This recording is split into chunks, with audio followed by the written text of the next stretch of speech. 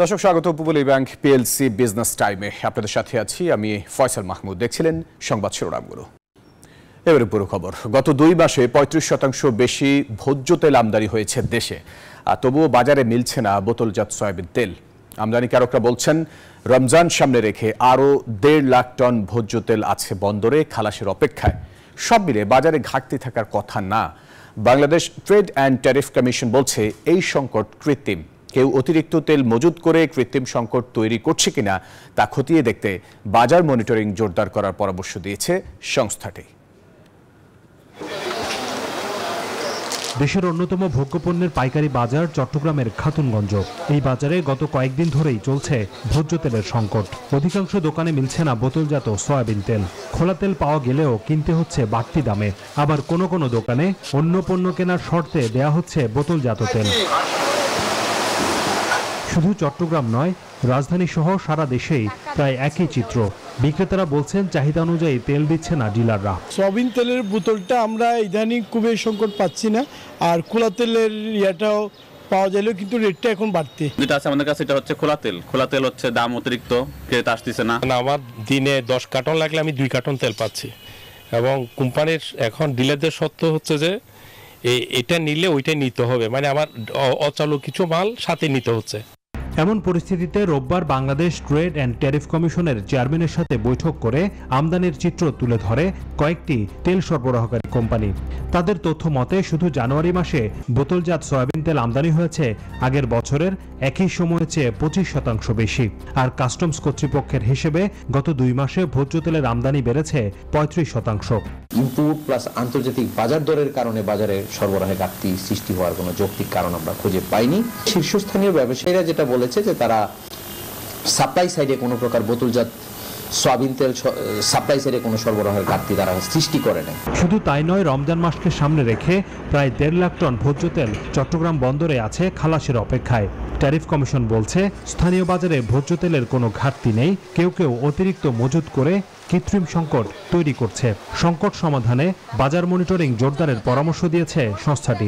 উৎপাদন পরবর্তী যে সাপ্লাই চেইন রয়েছে, পাইকারি বাজার, খুচরা বাজার, এই বাজারগুলোতে কোনো ধরনের প্রবলেম হচ্ছে কিনা সেই বিষয়টি খতিয়ে দেখার জন্য এই সংশ্লিষ্ট যতগুলা সাপ্লাই চেইন সংশ্লিষ্ট যতগুলা দপ্তর সংস্থা রয়েছে সেই দপ্তর সংস্থাকে যথেষ্ট নির্দেশনা দেওয়া হয়েছে যে এই বিষয়ে যদি কোনো প্রবলেম থাকে তারা সেটা খতিয়ে দেখবে, সেই সাথে আইনানুগ ব্যবস্থাও গ্রহণ করার সিদ্ধান্ত গৃহীত হয়েছে। হিসেব বলছে দেশে ভোজ্য তেলের বার্ষিক চাহিদা 23 থেকে 24 লাখ মেট্রিক টন। বেশি চাহিদা রমজানে সর্বোচ্চ 3 লাখ টন। হোসেন শাহাদাত, নিউজ 24, ঢাকা। ভারতের আদানি গ্রুপের বিদ্যুৎ কেন্দ্র থেকে উৎপাদন সক্ষমতার পুরো বিদ্যুৎ সরবরাহ চায় বাংলাদেশ। এক কর্মকর্তার বরাত দিয়ে এমন খবর দিয়েছে রয়টার্স। তবে এক জ্বালানি বিশেষজ্ঞ বলছেন দেশের কয়লা ভিত্তিক বিদ্যুৎ কেন্দ্রগুলোকে বসিয়ে রেখে আদানির বিদ্যুৎ আনা তাদেরই স্বার্থ হাসিলের নামান্তর। দেশের কেন্দ্রগুলো থেকে আরও সাশ্রয়ী মূল্যে বিদ্যুৎ উৎপাদন করা সম্ভব। ভারতের ঝাড়খণ্ড রাজ্যের গোড্ডায় অবস্থিত আদানি গোষ্ঠীর কয়লা ভিত্তিক এই বিদ্যুৎ কেন্দ্র। এই কেন্দ্রের বিদ্যুৎ পেতে সাবেক প্রধানমন্ত্রী শেখ হাসিনার সময়ে 2017 সালে আদানির সঙ্গে ক্রয় চুক্তি করে রাষ্ট্রায়ত্ত প্রতিষ্ঠান বিদ্যুৎ উন্নয়ন বোর্ড পিডিবি। $200 কোটি নির্মিত এই কেন্দ্র থেকে উৎপাদিত বিদ্যুৎ 25 বছর ধরে কিনবে বাংলাদেশ। কিন্তু গত 3 মাসের বেশি সময় ধরে বিদ্যুতের বকেয়া বিল পরিশোধ নিয়ে বিরোধের কারণে আদানির কেন্দ্র থেকে বিদ্যুৎ সরবরাহ অর্ধেকে নেমেছিল। তবে আসন্ন গ্রীষ্ম মৌসুম সামনে রেখে আদানির বিদ্যুৎ কেন্দ্র থেকে সম্পূর্ণ বিদ্যুৎ সরবরাহের জন্য অনুরোধ জানিয়েছে বাংলাদেশ। এমন খবর প্রকাশ করেছে আন্তর্জাতিক সংবাদ মাধ্যম রয়টার্স। কয়লা ভিত্তিক এই বিদ্যুৎ কেন্দ্রের উৎপাদন সক্ষমতা 1600 মেগাওয়াট। 800 মেগাওয়াট সক্ষমতার 2টি ইউনিট আছে এই কেন্দ্রে। নভেম্বর থেকে একটি ইউনিটের বিদ্যুৎ উৎপাদন ও সরবরাহ বন্ধ। এখন আবার 2টি ইউনিট থেকেই উৎপাদিত সম্পূর্ণ বিদ্যুৎ চেয়েছে বাংলাদেশ। তবে জ্বালানি বিশেষজ্ঞরা বলছেন আদানির বিদ্যুতের চেয়ে দেশের কয়লা ভিত্তিক কেন্দ্রগুলোতে সাশ্রয়ী মূল্যে বিদ্যুৎ উৎপাদন সম্ভব। আদানির বিদ্যুৎটা আমাদের সুবিধার জন্য কিনে, আদানির ব্যবসার জন্য। আদানির ব্যবসা আগে সরকার থাকতে হতো, সরকার থাকতে হবে, এটাই কথা, আর তো কোনো কথা না।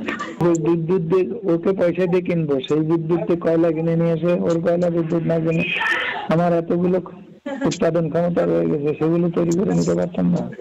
বাংলাদেশ বিদ্যুৎ উন্নয়ন বোর্ড রয়টার্সকে জানায়, তারা আদানির কোম্পানিকে মাসে 85 বিলিয়ন বা $8.50 কোটি করে পরিশোধ করছে। এর মাধ্যমে বকেয়া কমিয়ে আনতে চায় পিডিবি।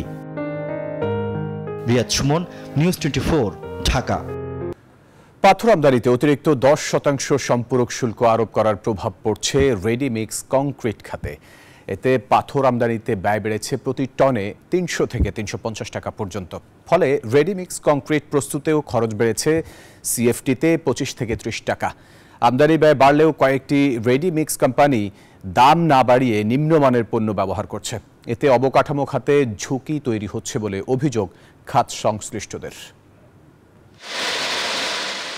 দেশের স্থাপনা নির্মাণে আস্থা ও বিশ্বাসের স্থান দখল করে আছে রেডিমিক্স কংক্রিট। পরিবেশ বান্ধব, সময় সাশ্রয়ী ও টেকসই হওয়ায় বেশ গ্রহণযোগ্যতা অর্জন করেছে নির্মাতাদের কাছে। তবে দেশের রাজনৈতিক পট পরিবর্তনের পর মেগা প্রকল্প সহ বেশিরভাগ অবকাঠামো উন্নয়ন প্রকল্পের নির্মাণ কাজ স্থবির হয়ে পড়েছে। একই সঙ্গে বাণিজ্যিক ও বেসরকারি আবাসন শিল্পেও স্থবিরতা দেখা দিয়েছে। এতে রেডিমিক্স কংক্রিট খাতে ধস নেমেছে বলে দাবি বাংলাদেশ রেডিমিক্স কংক্রিট অ্যাসোসিয়েশনের। অনেকের স্লো, মানে এখন আগের মতো সেল হচ্ছে না। অনেকের যারা মনে করেন যে 5 লাখ সেফটি বিক্রি করে, তারা 4 লাখ 3 লাখ বিক্রি করতে পারবে। কোনো কোম্পানি তো সে চাইবে না যে তার মানে নিজে লস করে জিন প্রোডাক্ট বিক্রি করে। আর এখানে হাজার হাজার শ্রমিকরা কাজ করতেছে। এমন বাস্তবতায় গত 9 জানুয়ারি পাথর সহ শতাধিক পণ্য ও সেবার উপর ভ্যাট এবং সম্পূরক শুল্ক বাড়িয়েছে সরকার। পাথর আমদানিতে সম্পূরক শুল্ক আরোপ করা হয়েছে অতিরিক্ত 10%। এতে রেডিমিক্স কংক্রিট প্রস্তুতেরও ব্যয় বেড়েছে। কোনো কিছুতে ভ্যাট বসলে সেটার ইফেক্টটা পড়ে কাদের উপরে? ভোক্তাদের উপরে। এখন আমি 100 টাকা বিক্রি করি, আপনি আমাকে বললেন আরো 10 টাকা আপনাকে দিতে হবে, তাহলে মানে আমার স্বাভাবিকভাবে 110 টাকা আমাকে রেট করতে হবে। বুঝতেই পারতেছেন যে কোনো কিছু মানে সাপ্লিমেন্টারি ডিউটি বলেন, ভ্যাট বলেন, যাই কিছু বলেন না কেন, এটা পুরোটাই ভোক্তাদের উপরে চলে যায়। কংক্রিটের শক্তি নির্ভর করে মিক্সড ডিজাইন, সিমেন্ট, পাথর, বালি ও পানির গুণগত মানের উপর। এগুলো ঠিকঠাক মতো না হলে কংক্রিটের শক্তি অনেক কমে যায়। তবে কিছু কোম্পানি দাম না বাড়িয়ে নিম্নমানের পণ্য ব্যবহার করছে। এতে অবকাঠামো খাতে ঝুঁকি তৈরি হচ্ছে বলে অভিযোগ এ খাত সংশ্লিষ্টদের। রিয়াদ সুমন, নিউজ 24, ঢাকা। যুক্তরাষ্ট্রকে আবারও ধনী করার অঙ্গীকার নিয়ে ইস্পাত ও অ্যালুমিনিয়াম আমদানিতে শুল্ক আরোপ করে নির্বাহী আদেশে সই করেন মার্কিন প্রেসিডেন্ট ডোনাল্ড ট্রাম্প। এর ফলে যুক্তরাষ্ট্রে স্টিল ও অ্যালুমিনিয়াম রপ্তানি করতে হলে 25% শুল্ক দিতে হবে। এই সিদ্ধান্ত সবচেয়ে বেশি প্রভাব ফেলবে কানাডায়। তবে জার্মানির অন্যতম প্রধান স্টিল উৎপাদন সংস্থা জানিয়েছে তাদের ব্যবসায় খুব বেশি প্রভাব ফেলবে না। ইস্পাত ও অ্যালুমিনিয়াম আমদানিতে শুল্ক আরোপ করে 11 ফেব্রুয়ারি মঙ্গলবার ওয়াশিংটনের ওভাল অফিসে এই সংক্রান্ত নির্বাহী আদেশে সই করেছেন প্রেসিডেন্ট ডোনাল্ড ট্রাম্প। এই নির্বাহী আদেশের ফলে পৃথিবীর যে কোনো দেশ থেকে যুক্তরাষ্ট্রে স্টিল বা অ্যালুমিনিয়াম বিক্রি করলে 25% রপ্তানি শুল্ক দিতে হবে। যুক্তরাষ্ট্র থেকে এই দুই পণ্য বিদেশে গেলে রপ্তানি শুল্ক দিতে হয়। সেই কারণে ওই একই শুল্ক আরোপ করা হয়েছে। শুল্ক আরোপকে একটি বড় ঘটনা বলে মন্তব্য করেন রিপাবলিকান প্রেসিডেন্ট। যুক্তরাষ্ট্রের শিল্প কারখানাগুলো এশিয়া এবং ইউরোপের দেশগুলোর সঙ্গে অন্যায্য প্রতিযোগিতার মুখোমুখি হয়। দেশের শিল্প কারখানাগুলোকে বাঁচাতে এমন শুল্ক আরোপ যুক্তিসঙ্গত। 4 মার্চ থেকে কার্যকর হতে যাওয়া এই নিয়মের কোনো ব্যতিক্রম হবে না। এছাড়া অটোমোবাইল, ওষুধপত্র আর কম্পিউটার চিপের উপরেও বাড়তি শুল্ক আরোপের বিষয়ে বিবেচনা করবেন ট্রাম্প। জার্মানির অন্যতম প্রধান স্টিল উৎপাদন সংস্থা জানিয়েছে তাদের মূল বাজার ইউরোপ। ফলে ট্রাম্পের এই ঘোষণায় খুব বেশি প্রভাব ফেলবে না।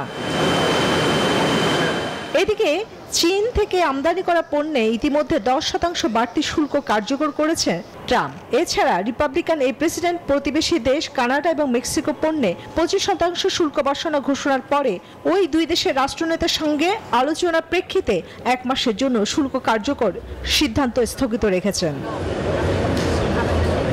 মূলত করোনা মহামারীর পরিস্থিতির পর থেকেই বিশ্বজুড়ে ইস্পাত শিল্পের মন্দা চলছে। যুক্তরাষ্ট্রে ইস্পাত উৎপাদনকারী সংস্থাগুলোর অভিযোগ তুলেছে কয়েকটি দেশ স্বল্প মূল্যে হট রোলড জাতীয় ইস্পাত পণ্য রপ্তানি করায় মার্কিন বাজারে ইস্পাত শিল্পের নেতিবাচক প্রভাব পড়ছে। চন্দ্রানী চন্দ্রা, নিউজ 24। সূচকের উত্থানের মধ্য দিয়ে লেনদেন শেষ হয়েছে দেশের প্রধান পুঁজিবাজার ঢাকা স্টক এক্সচেঞ্জ ও চট্টগ্রাম স্টক এক্সচেঞ্জে। পাশাপাশি উভয় বাজারেই বেড়েছে টাকার অঙ্কে লেনদেনের পরিমাণ। মঙ্গলবার সপ্তাহের তৃতীয় কার্যদিবস শেষে ডিএসইতে বেড়েছে সবকটি সূচকের মান। প্রধান মূল্য সূচক ডিএসই এক্স 17 পয়েন্ট বেড়ে অবস্থান নেয় 5192 পয়েন্টে। এছাড়া গত কার্যদিবসের তুলনায় এদিন লেনদেন বেড়েছে প্রায় 100 কোটি টাকা। পাশাপাশি হাতবদল হওয়া শেয়ার ও মিউচুয়াল ফান্ড ইউনিটের মধ্যে দাম বেড়েছে 215টির, কমেছে 119টির এবং অপরিবর্তিত রয়েছে 65টি কোম্পানির শেয়ারের দাম। অন্যদিকে দেশের অপর পুঁজিবাজার সিএসইতে সার্বিক সূচক সিএএসপিআই বেড়েছে 43 পয়েন্ট। আর ঢাকার মতো চট্টগ্রামের পুঁজিবাজারেও এদিন গত কার্যদিবসের চেয়ে লেনদেনও বেড়েছে প্রায় 76.5 লাখ টাকা।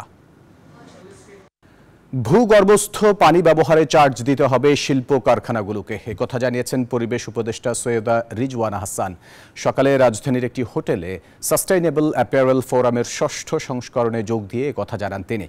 উপদেষ্টা বলেন, এখন পর্যন্ত মাটির নিচের পানি ব্যবহার করতে সরকারকে কোনো টাকা পয়সা দিতে হয় না, তবে এ ব্যাপারে একটি নীতিমালা তৈরিতে কাজ করছে পানি সম্পদ মন্ত্রণালয়। রিজওয়ানা হাসান বলেন, গার্মেন্টসগুলোয় টেকসই পরিবেশ নিশ্চিত করতে শ্রমিকদের মজুরি বৃদ্ধি করতে হবে। অ্যাপারেল ফোরামের এবারের সংস্করণে অংশ নিচ্ছেন নেদারল্যান্ডসের একটি প্রতিনিধি দল, যেখানে রয়েছে 18টি ব্যবসা প্রতিষ্ঠান। But the sector has actually demonstrated leadership. It hasn't broken, it hasn't fallen apart, it has come together and faced the challenges and is still going strong.